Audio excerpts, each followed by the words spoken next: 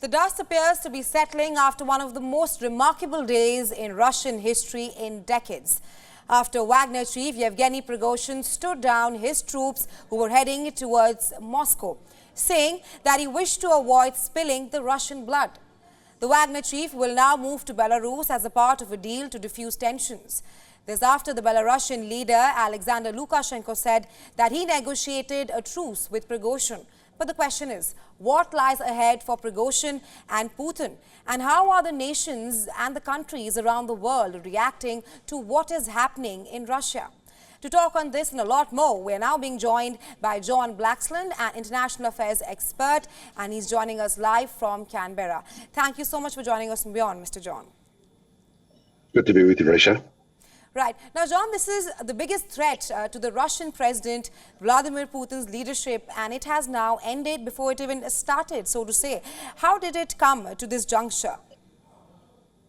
Yes, it's a good question. So it appears that Yevgeny Prigozhin, the head of the Wagner mercenary group that's basically been operating at the beck and call of Vladimir Putin and the Russian state, operating in Africa and many countries, in Syria and elsewhere, conducting atrocities for which it's become quite famous.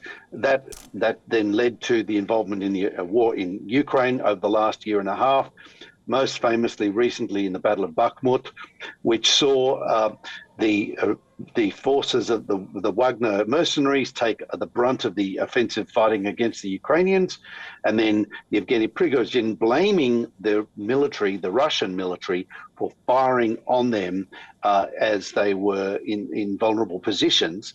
This led to a tirade, a reaction against Generals Shoigu, the defense minister, and General Gerasimov, the army chief. So the question then is, of course, we know that Putin has been playing a balancing act. He's a former KGB man. He's a FSB, is the successor organization of the KGB, wary of the military and the power, giving too much power to the military. One of the reasons why Prigozhin was brought into the fight in Ukraine was because he was trying to diffuse the power of the military there. Right. And now, of course, Prigozhin then flips that, and he's gone. It would appear he's gone rogue. Absolutely, John. I'm sure that the mutiny and what is happening in Russia is being closely monitored in Ukraine as well, with Zelensky clearly stating that the counteroffensive is under control and is going as per its plan. But talk to us about what kind of implications does this have in the ongoing war in Ukraine? So this will have a significant negative effect on morale for Russian forces. The Wagner troops are already pulled out. The residual Russian forces, having said that, while their morale may be suffering, they have very strong defences that have been established in layers and lines and lines of defences with multiple kind of defensive techniques. So even with poor morale, they still have a lot of resources at their disposal to slow down Ukrainian advances. The question then, of course, with these defensive mechanisms, you need to have troops supervising them, watching over them, so that you can bring about a direct and indirect fire against an advancing enemy. The question now is, can the Ukrainians capitalize on this, sagging Russian morale and position their limited forces to get a breakthrough? Now, a breakthrough is still difficult for Ukraine to achieve because they do not have air power. They don't have the ATACMS, the Army Tactical Missile System, which is the longer range version of the High Mobility Artillery Rocket System, or HIMARS. They're limited in what they've got in terms of the quantity of tanks. They've got a limited number of troops that are up against still hundreds of thousands of Russians. So this is still a very challenging proposition, but one that is better placed now, today, than it was a day or two ago, thanks to the work of Prigozhin and the incredible fiasco inside of Russia itself. Right, I was just coming to that, John. Reports also suggest that the Wagner mercenaries will now be dissolved into the Russian army. But how does the world see Putin now, considering that this is one of the most gravest open challenge to the Russian president? Yeah, so this is a wounded president. There are historical parallels that are worth considering here. In 1917, when Russia was deeply bruised and retreating from the war in the First World War, it went through some political reforms that were temporary, that then led to the Bolshevik Revolution and the overthrow of the interim government, elected democratic government in Russia. In 1991, we saw that Mikhail Gorbachev faced a coup that was then countered. And then, of course, so that was meant to put Gorbachev back into office, but Gorbachev doesn't stay in office for very long. Why? Because he's deeply wounded by what's happening. My sense is there is a parallel here with what's happened, and there's some conspiracists out there who would argue, and there is some logic to this argument, that maybe Prigozhin and Putin did a deal to launch this attack, this so-called coup, in order to give Putin an excuse to end the war.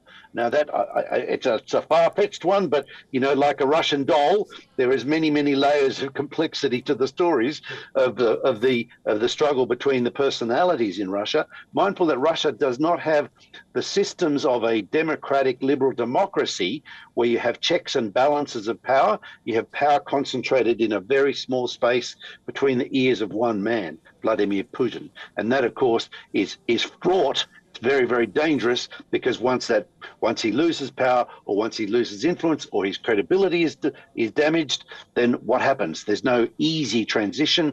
What is likely to happen is significant more bloodshed. Right, Mr. John, we spoke about how Ukraine is viewing the domestic issue in Russia, but let's also talk about how China is currently viewing what is happening in Russia, and what kind of impact will it have in the changing world order? So this is very interesting, because China is really trying to engage more with Europe. It's trying to make up for the clear catastrophic mistake of having the no limits friendship with Vladimir Putin. It has not worked for China. It has not even worked for Russia. And the Europeans are now very wary about China, but they also still want to trade. So China will be looking to probably, continue to play a little bit of distancing here from Russia, maybe looking to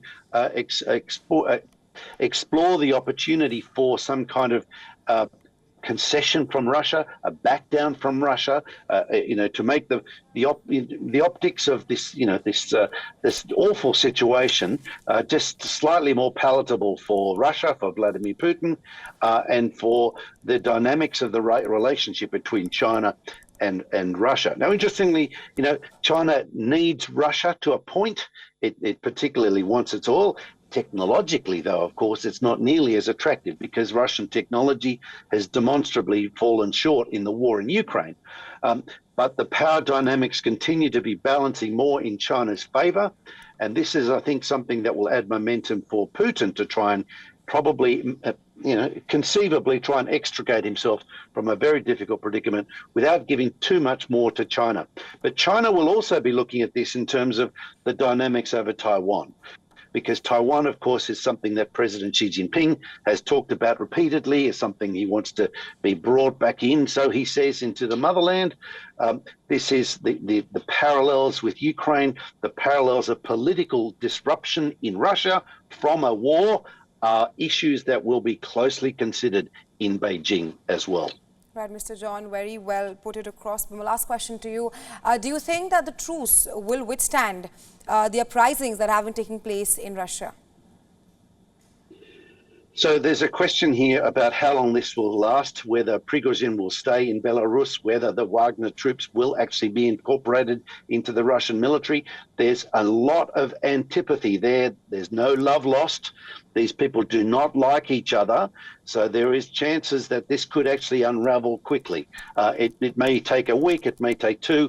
As I say, when you look at 1917, you look at 1991, the conditions are ripe for a further unraveling. Absolutely, Mr. John. Thank you for joining us on WION and sharing your insights with us. We'll, of course, be tracking all of this very closely here on WION. But thanks very much for joining us today. Good to be with you, Resha. Thank you.